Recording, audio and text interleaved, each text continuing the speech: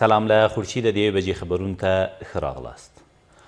کورنیو چارو وزارت په بغلان کې یو شمېر هغو معترضینو ته چې د کابل شمال لارې یې تړلې خبرداری ورکړ چې لاره د ټرافیک پر مخ پرانیزي، ګینې پرته له هغې به پولیس لاس په کار شي.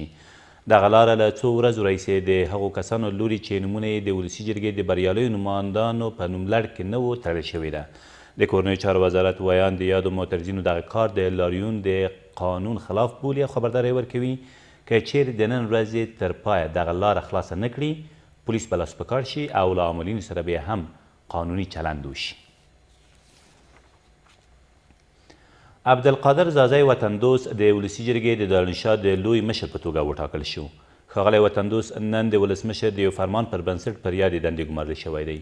نوموړی د ولسي جرګې د 14مې دورې غړی و، خو د دغې جرګې د 18مې دورې د بریالیو نمایندانو په نوملړ کې نوم نه و.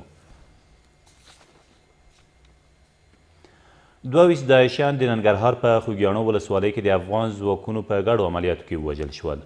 د ننګرهار د رسنیو دفتر د مسؤل په وینا په دې عملیاتو کې چې تېره شپه په زاویې سیمه کې ترسره شوي دي، د ډلې 4 پټنځایونه او یو شمېر وسلې هم له منځه تللي دي. ویل کېږي په وژل شویو کسانو کې د یادې ډلې 3 سیمه ییز قمندانان هم شامل دي او 2 نور کسان له یادې ډلې سره د اړیکو لرلو په تور نیول شوي دي.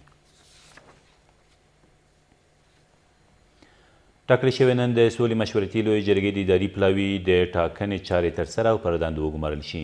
د یادې جرګې د مسؤلینو په وینا د اداري پلاوي له ټاکلو وروسته به د دغې جرګې 3200 غړي په 51 کمیټو کې خپل کارونه پیل کړي. ویل کېږي د یادو کمیټو استازي به سبا خپل کاري راپورونه اداري پلاوي ته وسپاري او په 4مه ورځ به د ولسمشر په شتون کې د سولې په اړه خپل پرېکړه لیک اعلان کړي.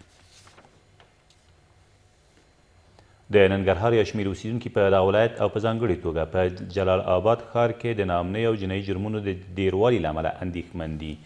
د دوی په وینا یوازې تېره ورځ د یو ټرافیک پولیس په ګډون 2 کسان په جلال آباد ښار کې ترور او بریدګر هم په تېښته بریالي شوي دي. دوی همداراز له امنیتي مسؤلینو د امنیت خوندیینې غوښتنه کوي او ولایتي مسؤلین هم د امنیتي وضعیت د ښه والي لپاره د خپلو هلو ځلو د دوام خبره کوي. او د داعشیانو مشر ابوبکر البغدادي له 5 کلونو وروسته یو ځل بیا په یو ویډیو پیغام کې راښکاره شو. نوموړی تر دې مخکې په لومړي ځل په 2014 کال کې د عراق د موصل په النوري جومات کې لیدل شوی و. د داعشیانو مشر په دې ویډیو کې په عراق او سوریې کې د خپلو پلویانو ماته منلې او د غچ اخیستنې ګواښ کړی دی.